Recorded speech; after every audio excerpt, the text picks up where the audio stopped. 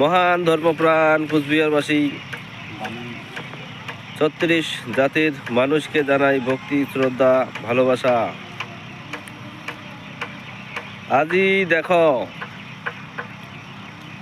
আজি একটা মানুষের জন্ম লগ্ন থেকে শুরু করিয়া মৃত্যু পর্যন্ত সংবিধান মোতাবেক তাক চলিবার না গেছে। মনে করো আজি কাহারো বিয়াও যখন করিবে, দেখো যে ওটা রেজিস্ট্রি করিবে, ওটাও সাংবিধানিকভাবে রেজিস্ট্রিটা হবে। আজি একটা বাচ্চার জন্ম হলে ওয়া সংবিধান মোতাবেক জন্মের সার্টিফিকেট বানাবার লাগবে, মানে নাগরিকত্ব বানাবার লাগবে।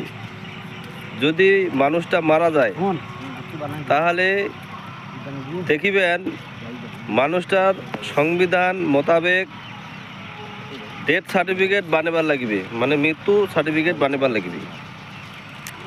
তো এই রকম সংবিধান মোতাবেক কোচবিহার রাজ্য চুক্তি, ভারত ভুক্তি চুক্তি অনুযায়ী রাজ্যটা জলজান্তভাবে সাজানো গুছানো আছে। এই রাজ্যটার বাদে ৮০ বছর ধরি নানা নামে নানাভাবে সংগঠন চালে আইসেছে, কিন্তু আজি পর্যন্ত রাজ্যখান উদ্ধার করিবার পারে নাই। কেন পারে নাই? মানুষের মানে সংবিধান যে মানে না, যার কারণে সাংবিধানিকভাবে রাজ্যখান আজিও পর্যন্ত আদায় করিবার পারে নাই। এই জন্যে মুই কম যে যায় সংবিধান মানে সে হচ্ছে সুনাগরিক, আর যায় সংবিধান মানে না তাই হচ্ছে রাষ্ট্রদ্রোহী। তাহলে মুই কম যে আজি